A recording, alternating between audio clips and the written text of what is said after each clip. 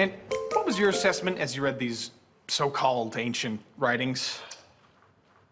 The patterns of the text are quite convincing, but I would suggest that these alleged historical events could be modeled after a myriad of existing historical books and other accounts.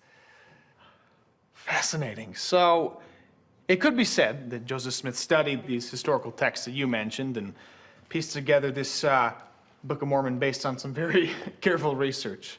Sort of historical fiction, if you would. Is that right? Yes, it certainly could. No further questions, Your Honor. Your witness. My what?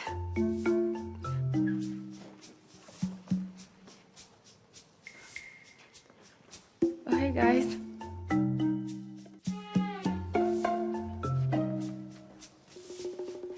Okay, and Professor, is it? Anthem. Professor Anthem. Wait, I've heard that name before. Objection, Your Honor. Relevance. Sustained. Well, as far as I know, Joseph Smith grew up on a farm in pretty much the middle of nowhere, right? I really am not privy to his upbringing. Well, what I mean is, what you said before about piecing together information. We're talking hundreds of unique names, places, really, really intricate stories that would require access to a lot of books. Indeed. But I seriously doubt he had access to any of that, much less a computer, smartphone, wiki, whatever.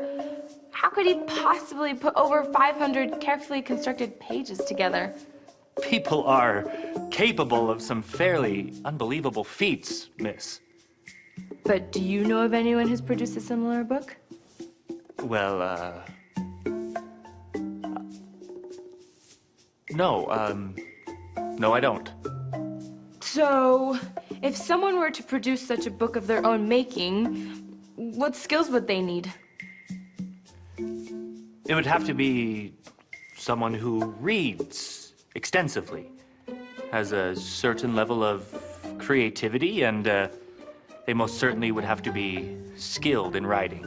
So, would someone with only an elementary school education have the ability to compile such a work? Certainly not.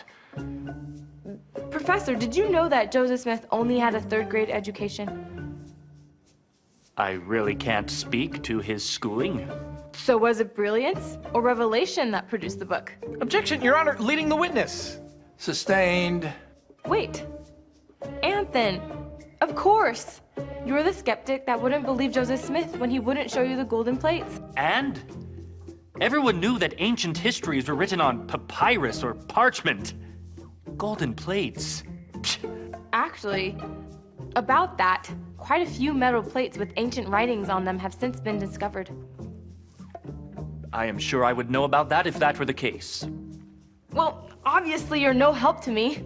I guess I'm done, Your Honor. Well, I never.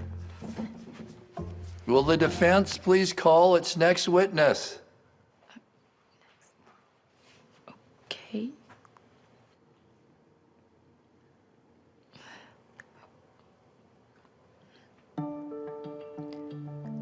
Emma Smith?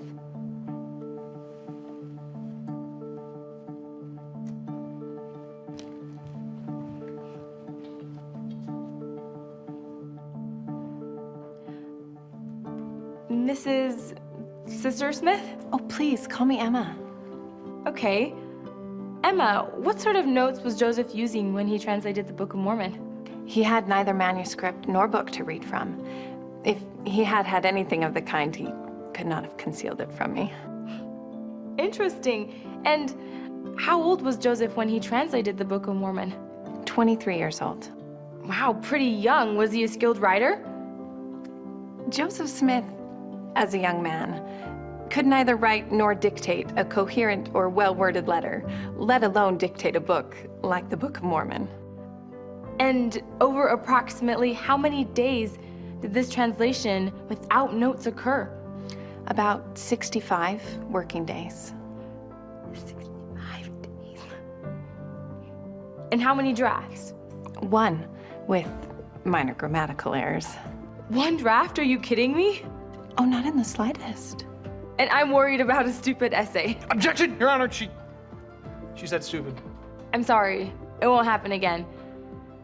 Tell us, how did he keep it all straight?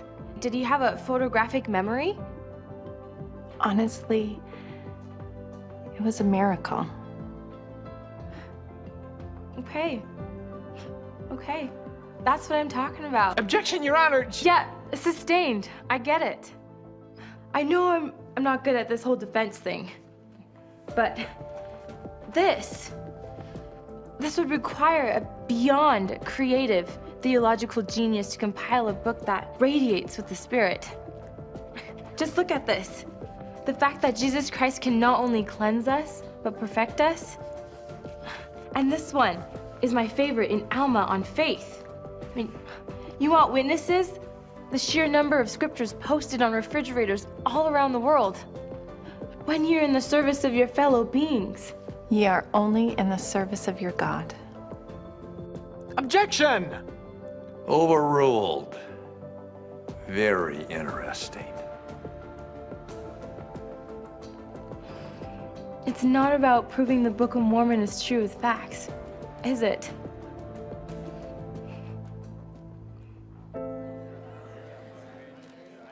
I can tell you that this is not fiction, but I'm not here to argue. You have to read it for yourself and ask God so that He can tell you whether or not I have a case. So, about the essay I forgot to write.